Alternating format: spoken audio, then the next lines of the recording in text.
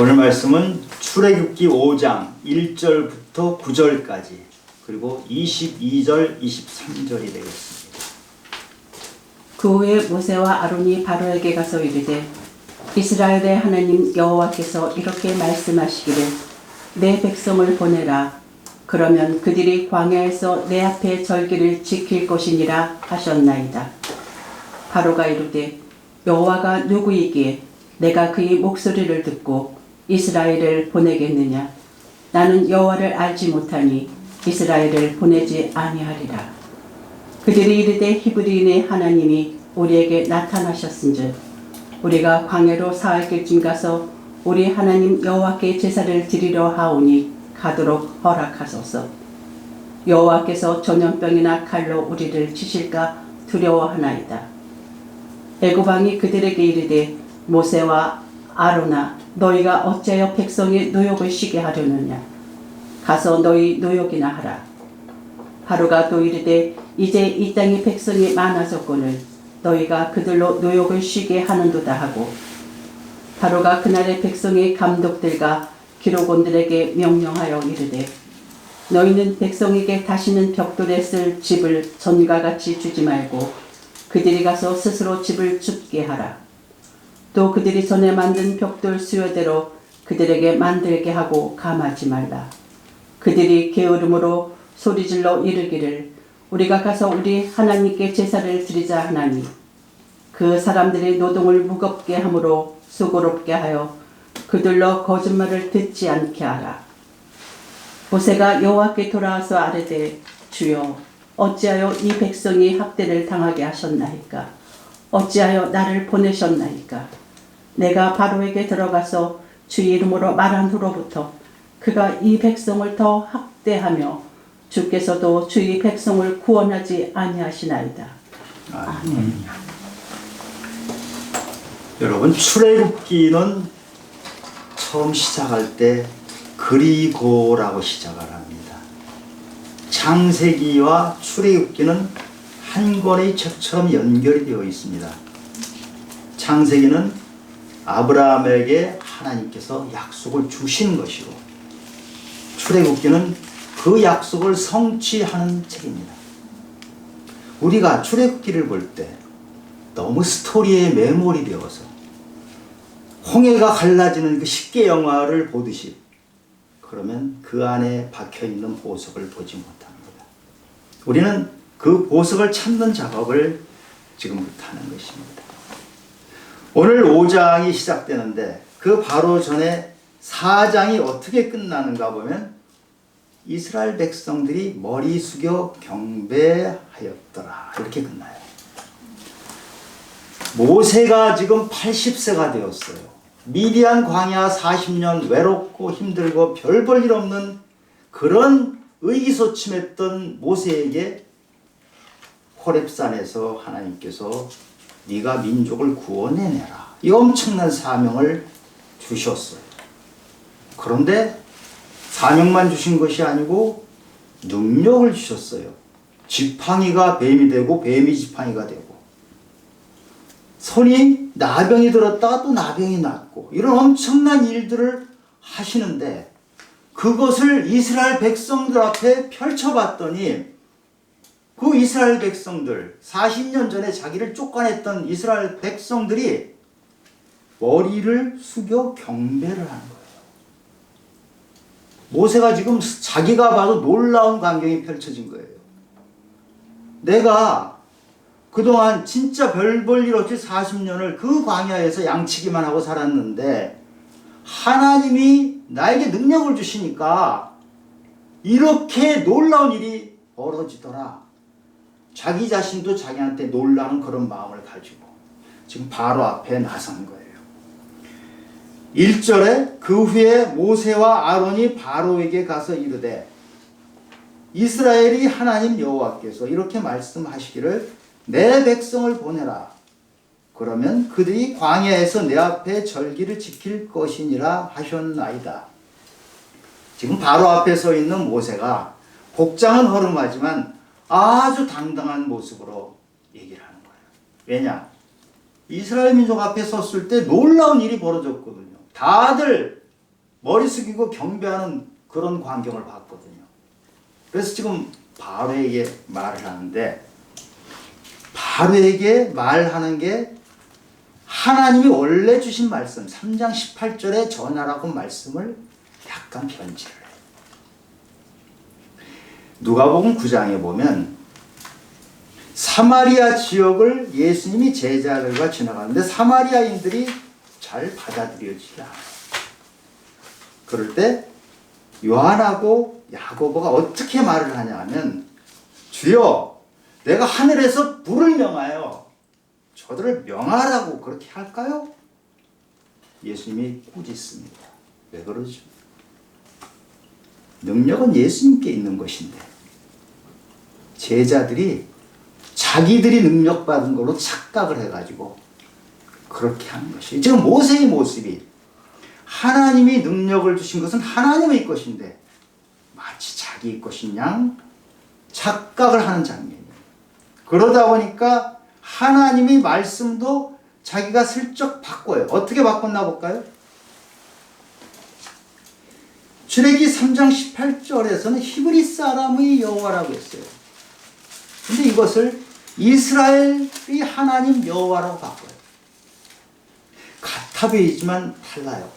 히브리란 말은 강을 건너왔다는 뜻이에요. 아브라함이 갈대아 우르를 떠나서 하란을 거쳐서 올 때 유프라테스 강을 건너거든요. 굉장히 큰 강을 건너왔던 사람들. 그 히브리 사람들은 그런 의미가 있으면서 약간 경멸을 하고 멸시하는 의미가 들어있어요. 그런데 지금 이스라엘이 하나님이라 할 때, 이스라엘이라는 것은 야곱이 약복강가에서 하나님 앞에서 씨름하면서 이름이 이스라엘로 바뀌죠. 이스라엘이라는 뜻은 하나님과 겨루어 이겼다는 대단한 뜻이에요. 이스라엘이 그 야곱의 이름인데 그것이 민족의 이름으로 바뀌게 되죠. 당당한 이름이에요. 지금 모세는 히브리라는 표현을 안 쓰고 이스라엘이라는 표현으로 당당한 표현을 쓰는 거예요. 그 다음에 내 백성을 보내라 이렇게 바로에게 말해요. 원래 하나님이 주신 말씀은 내 백성을 가도록 허락하소서 이렇게 합니다. 이게 영어로 번역할 때는요, 제발, 플리즈란 말이 들어가 있거든요. 바로 앞에 가서 네가 부탁해라. 근데 바로 앞에 지금 모세는 명령조로 얘기를 해요. 왜냐? 이스라엘 백성들이 자기가 펼치는 거 보고 꼼짝 못했거든요. 바로도 그렇게 할 거라고 이런 명령조로 말해요. 지금 모세가 당당한 태도를 가지고 있는 것은 문제가 아니죠. 그런데 문제는 하나님이 능력을 보여주신 것을 마치 자기 능력인 것으로 착각을 해요. 이런 착각을 하다 보니까 그 겸손했던 모세, 40년 동안 겸손한 사람으로 만들어졌던 그 모세가 일순간 전혀 다른 모습을 보이게 돼요. 그리고 하나님 말을 살짝 바꾸게 돼요. 자기 말로 바꾸는 거예요. 성경에 보면 말 바꾼 것으로 유명한 것이 있죠. 선악과 사건. 하나님께서 이 선악과를 먹지 말라. 너희가 먹는 날엔 반드시 죽으리라 그랬잖아요. 그런데 뱀이 하와를 꼬시니까 하와의 말이 먹지도 만지지도 말라 이렇게 되면서 죽을까 하노라 이렇게 애매하게 하죠. 사탄이 그 애매한 말을 탁 잡아가지고 뭐라고 하냐면 결코 죽지 아니하리라. 하나님은 반드시 죽으리라 이렇게 하셨는데 그게 하와를 거쳐서 사탄에게 가니까 결코 죽지 아니라 거꾸로 바뀌어버려요. 이렇게 될 수가 있어요. 모세가 들고 있는 지팡이는 능력의 지팡이에요. 근데 그것이 뱀으로 바뀌었잖아요. 능력의 지팡이가 자기가 자기 뜻으로 하는 걸로 착각하는 순간에 뱀이 되어버릴 수가 있어요. 뱀은 우리를 유혹하고 속이고 참사하는 것이잖아요. 그것을 조심해야 돼요. 지금 모세는 하나님이 주신 말씀을 약간 바꿔가지고 전하면서 잘못을 범하는데 우리가 성경 말씀을 잘못 이렇게 하기도 하지만 가장 큰 문제는 편식을 해요. 우리가 음식물을 편식을 하잖아요. 자기 좋은 것만 먹잖아요. 그것처럼 하나님 말씀을 편식하는 것은 엄청나게 위험해요. 성경 안에 있는 말씀 중에서 내 입맛에 드는 거는 참 은혜롭고 좋은 말씀이라고 해서 암송하면서 그걸 붙잡고 있어요. 그런데 성경 말씀 중에 이거 어떻게 이런 걸 하지? 내 마음에 별로 안 드는 말씀은 아예 거들떠 보지도 않아요. 그럼 어떻게 되죠? 우리가 약을 받았는데 약에 쓴 거는 다 버려버리고 달짝지근한 약만 먹으면 고쳐지나요? 고쳐지질 않아요. 우리가 성경 말씀을 보면 성경 말씀이 나를 바꿔야 돼요. 그런데 내 마음에 드는 구절만 가지고 있으면 나는 그렇게 10년, 20년, 30년 성경을 봐도 교회를 다녀도 나는 그대로 있어요. 나의 고집과 완고함은 아예 변하지 않는 거예요. 변하지 않기로 작정하고 성경을 보는 거예요. 그러면 성경을 보면 볼수록 안 고쳐지는 정도가 아니고 자기를 합리화시켜요. 아, 성경 말씀에 이렇게 됐어. 자기 생각과 똑같은 말을 인용하면서 자기를 합리화시키고 바벨탑을 쌓는 거예요. 그게 바로 바벨탑이에요. 자기 이름으로 쌓아가는 것이 바벨탑이에요. 우리는 믿는다고 하면서 성경을 본다고 하면서 자기 바벨탑을 얼마든지 쌓을 수가 있다고. 목사의 설교를 들을 때도 마찬가지죠. 아, 내 생각하고 비슷하네. 마음에 드네. 그럼 끄떡끄떡해. 그런데 나에게 좀 거슬려요. 오늘 말씀은 좀 이상하네. 그럼 아예 딱 거절을 해요. 말씀을 전하는 목사도 조심해야 돼요. 고린도전서 4장 6절에 보면 기록된 말씀 밖으로 넘어가지 말라 그랬어요. 특히 말씀을 전하는 저 같은 사람은 기록된 성경의 말씀 밖으로 벗어나서 내 얘기를 하려고 하다 보면 엉뚱한 얘기를 하게 돼요. 지금 모세가 엉뚱해진 것처럼 또 사탄이 하나님 말씀을 완전히 뒤바꿔온 것처럼. 그래서 저는 말씀을 성경 안에 있는 것에서 넘어가지 않도록 하려고. 특히 저 같은 경우는 사회생활을 40년이나 했잖아요. 제가 여기서 사회생활하면서 성공 스토리 얘기하고 하면은 이것은 하나님 말씀이 아니고 내 얘기가 되는 거예요. 저는 가능하면 제 얘기를 안 섞으려고 정말 치면서 노력을 하고 있는 사람. 다 그렇게 성경 말씀을 있는 그대로 좋아하는 말씀, 싫어하는 말씀이 없어요. 주시는 말씀 그대로 쓴 약을 먹듯이 그렇게 하기를 바랍니다. 2절에 바로가 이르되 여호와가 누구이기에 내가 그의 목소리를 듣고 이스라엘을 보내겠느냐. 나는 여호와를 알지 못하니 이스라엘을 보내지 아니하리라. 모세가 이렇게 말하면 바로가 꼼짝 못하고 들을 줄 알았는데 이 엉뚱한 상황이 벌어진 거예요. 지금 바로가 콧방귀도 안 껴요. 어디 80세 먹은 노인들이 와가지고 한마디 하면서 내 민족을 내놔라. 이 바로 입장에서 보면 기가 찬 일이에요. 너희가 말한 여호와가 누구이길래 도대체 난 니들이 말하는 여호와가 뭔지 나 몰라. 이게 바로 입장에서는 당연한 말이에요. 왜냐하면 애굽에는 신들이 굉장히 많아요. 나일강도 신이고요. 메뚜기도 신이고 많은 신들이 있어요. 그 신들이 제일 꼭대기가 누구죠? 바로예요. 바로 자신이 그 많은 신 중에 꼭대기고 이 강대한 애굽을 통치하고 있는데 무슨 여호와라는 그 히브리 노예들이 하나님 난 들어본 적도 없어. 있더라도 그 하나님 너희들이 말하는 여호와는 별 볼 일 없는. 그러니까 지금 모세 얘기가 바로에게 들릴 턱이 없어요. 그리고 지금 자그마치 200만 명이나 되는 노예를 풀어준다는 것은 바로 입장에서는요, 애굽의 경제가 휘청휘청하는 일이에요. 온갖 굳은 일은 다 하고 있잖아요, 노예들이. 풀어줄 수가 없어요. 지금 바로가 그냥 순순히 들어줄 줄 알았더니 이렇게 말하니까 지금 모세가 정신이 번쩍 드는 거예요. 그래가지고 하나님 말씀을 그대로 다시 전하는 게 3절이에요. 자기가 바뀌어서 전하면 일이 일어날 줄 알았는데 안 그래요.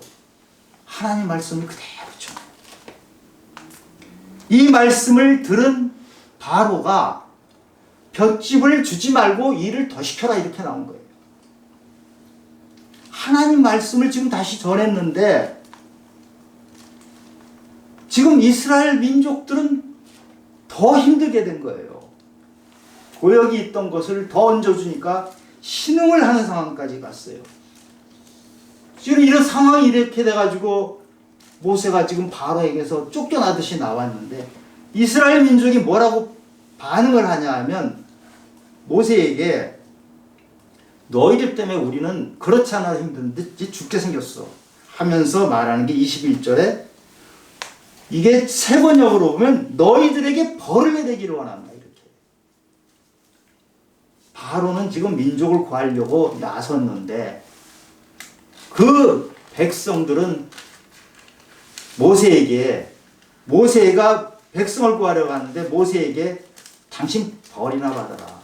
우리 생고생시키고 엉뚱한 일 해가지고 우리가 원하지도 않았는데 왜 쓸데없이 바로에게 가가지고 일만 더 만들어 갖고 왔느냐. 이렇게 일이 벌어져 버린 거예요. 저 모세가 지금 이해할 수가 없는 거예요. 40년 전에 히브리인을 구하겠다고 나섰을 때는 자기 의로 나섰잖아요. 그래가지고 미디안으로 도망쳤잖아요. 근데 지금은 하나님이 시켜서 가라 그래가지고 간 거예요. 그리고 하나님이 말씀을 처음에 좀 잘못했지만 다시 제대로 잡아서 전했는데 결과는 완전 이렇게 히브리 백성들이 어렵게 만들어버린 거예요. 이렇게 어려운 상황에 처해 있는데 모세가 40년 전에 했던 모습과는 다릅니다.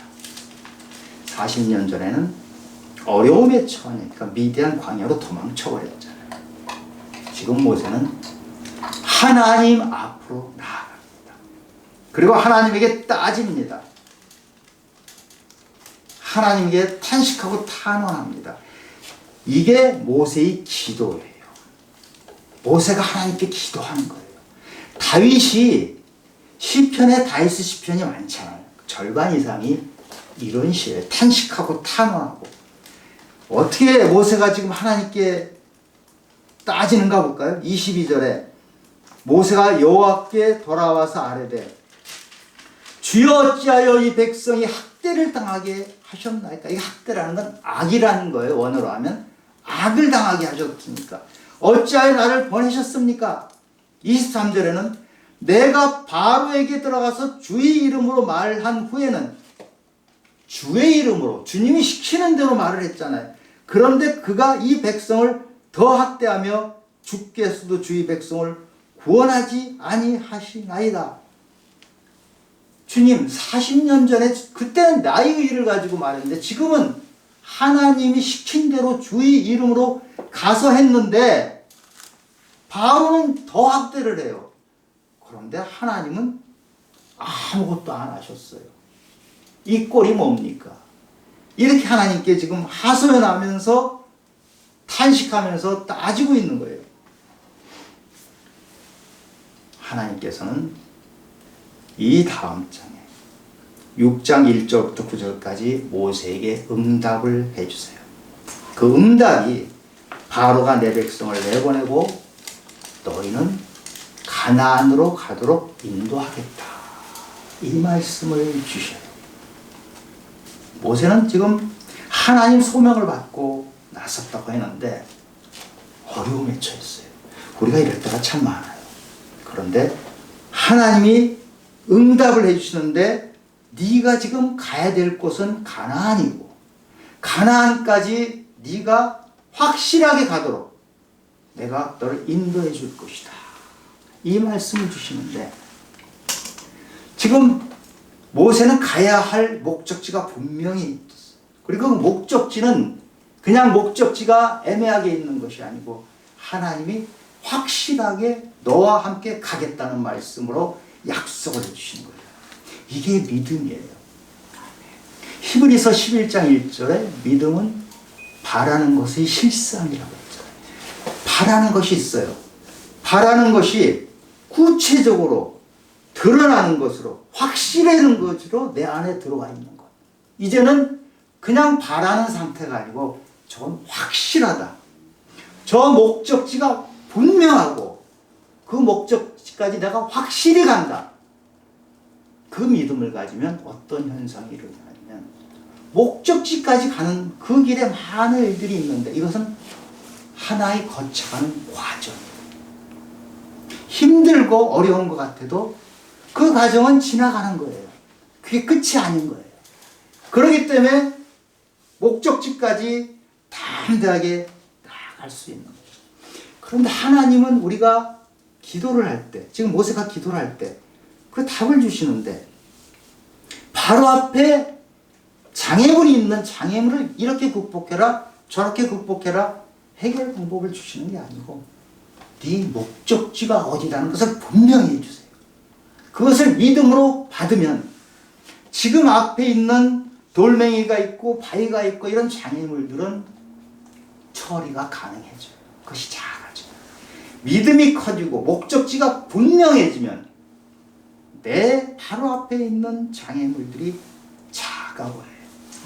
두려웠던 장애물들이 하찮은 것으로 바뀌고 그 장애물이 평생 끝까지 나를 괴롭힐 것 같은데 아니에요. 그 장애물은 잠깐 있다가 사라질 눈 같은 존재가 되어버리는 거예요. 아멘. 그래서 목적지가 분명하다는 것, 그리고 목적지까지 확실하게 간다는 것은 앞에 있는 장애물을 넉넉히 이기게 만들어 주는 것이에요.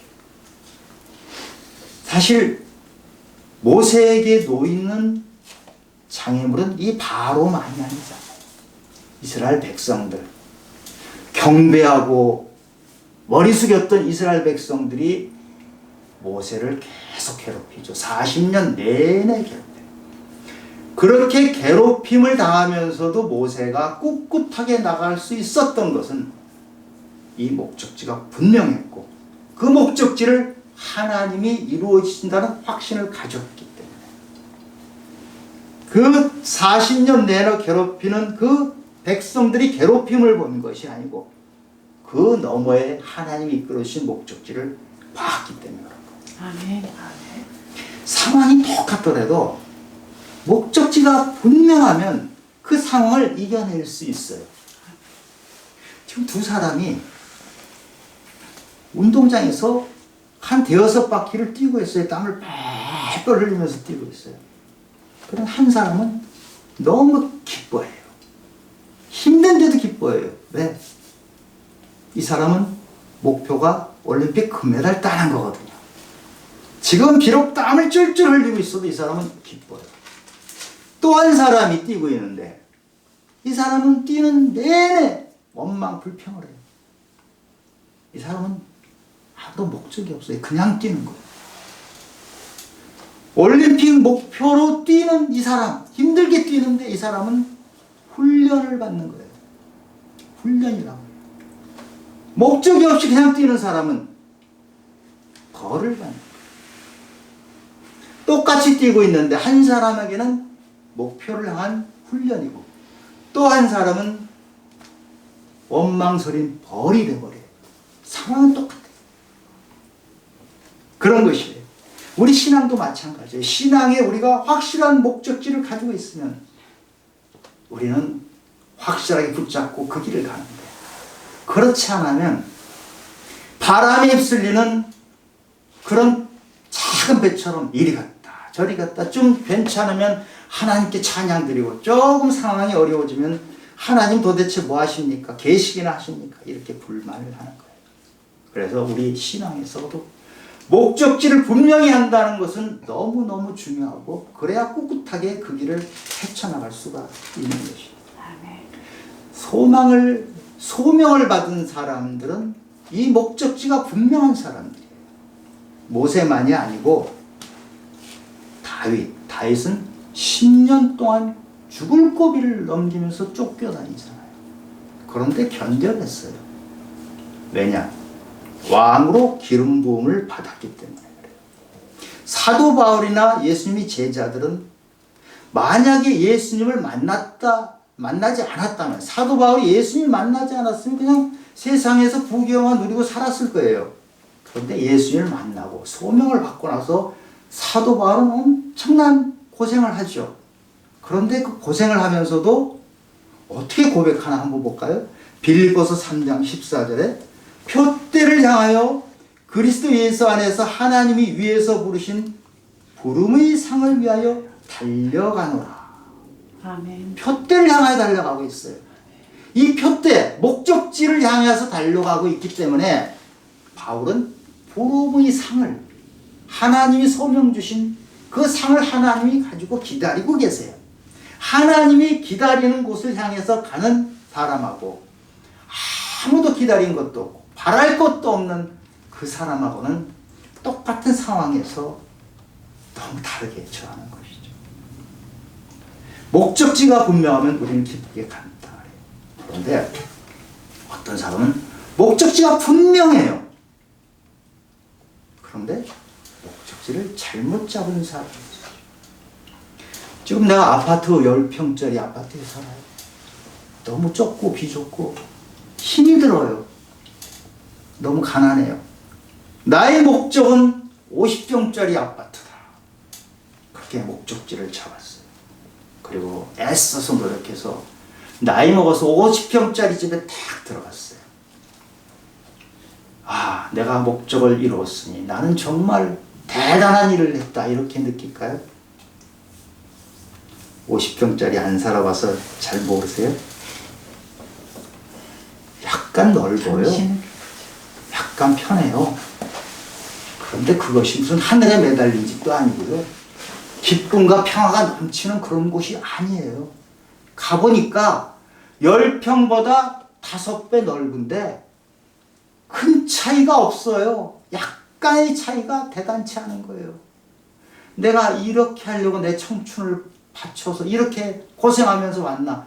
이 생각이 드는 것입니다. 이 사람은 10평짜리 아파트가 고생스러워서 목적지를 잡았는데, 광야가 힘들어서 목적지를 잡았는데 다른 광야, 근본적으로 다른 것이 아니고 바위가 많은 광야에서 바위가 조금 덜한 광야, 사실 따져보면 비슷비슷한 데를 목적을 삼고 간 것이에요. 가나안을 목적지로 잡은 완전히 다른 세상을 갈 텐데 비슷한 광야, 돌덩어리 조금 없는 광야를 찾아간 거예요. 인생을 이렇게 살고 해서 나중에 후회한 사람이 솔로몬이라는 사람.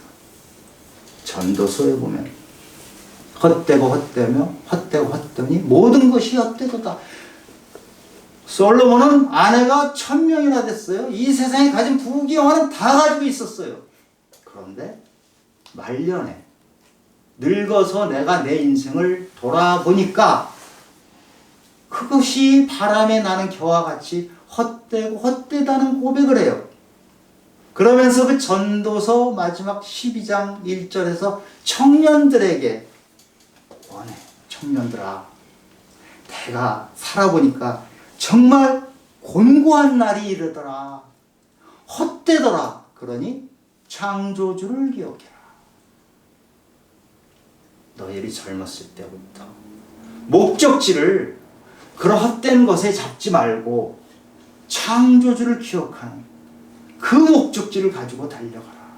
그러면 너희들이 인생을 살았을 때, 많이 살았을 때 하나님께서 주시는 부름의 상을 기다리면서 가는 인생이 될 것이다.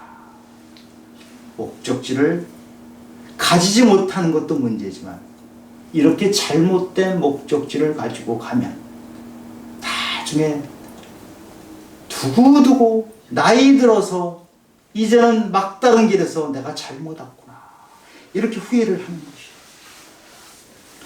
지금 우리가 어려움에 처해 있습니까?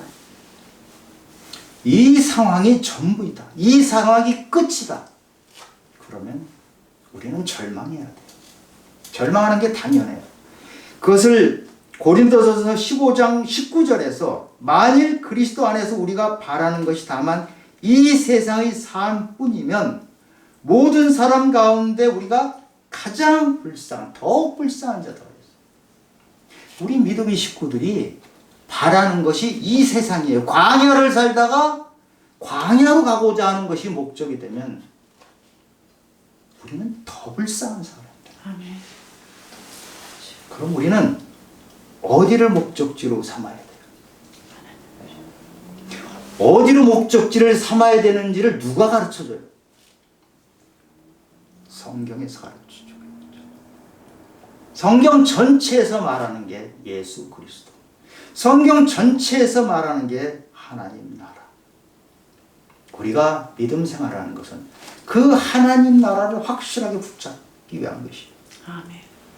그래서 예수님께서 산상수훈 말씀하시면서 그 귀한 금싸리 같은 금과 옥조 같은 말씀을 하시면서 마태복음 6장 33절에서 너희는 그의 나라와 의를 구하라. 그리하면 이 모든 것을 더하시리라. 너희들 염려가 많지. 지금 고생하지. 그런데 고생하고 염려하는 곳에 너희 눈동자를 두지 말고 하나님 나라와 의를 구해라. 그것이 너희들의 목적지가 되면 이 세상의 환난 근심은 작아 보입니다. 없는 것이 아니라 있어요. 환난 근심이 없는 인생이 없지만 이것이 작아 보여요. 이것이 나에게 벌이 아니고 훈련 과정이다. 조만간에 끝나가고 나는 금메달을 향해서 달려간다. 이렇게 목적지가 분명하면 지금 있는 것을 넉넉히 이겨나간다. 예수님께서 십자가에 가시기 전에 마지막으로 제자들이 하신 말씀이 너희가 환난을 당하나 담대하라. 내가 세상을 이겨노라. 아멘. 그 말씀이신 거예요. 너희들이 나를 따르면 예수 그리스도를 따르면 이 세상에서 너희들이 환난을 당하는 것이 힘들고 죽을 것 같지 않고 담대해진다. 그러면 너희들이 이 세상을 이겨나간다. 이 말씀을 마지막으로 주신 거예요.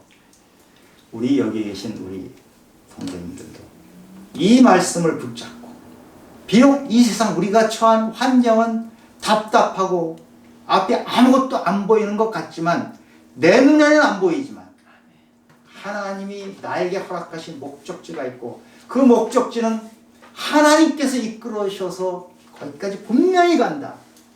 이 믿음이 있으면 지금 있는 어려움을 우리가 거뜬히 이겨나갈 수 있다는 마음에 가지시기 바랍니다. 이 세상을 넉넉히 이기는 우리 믿음의 성도님들이 되시기를 예수 그리스도 이름으로 축원합니다. 아멘. 하나님 아버지, 우리 부족한 사람들입니다. 잠깐의 성공에 취해서 겸손함을 잃어버릴 수도 있는 우리 모습입니다. 그러나 하나님은 우리 마지막 목적지이십니다. 예수 그리스도가 우리 목적지입니다. 하나님 나라를 꿈꾸는 자들입니다. 그리고 하나님 나라는 우리들 앞에 펼쳐질 것입니다. 우리가 그 믿음을 가지고 비록 이 땅에서 지금 환난이 있고 지금 병이 들었고 지금 가진 것이 없다. 넉넉히 이겨나는 그런 믿음의 성도님들이 되시기를 예수 그리스도 이름으로 축원합니다.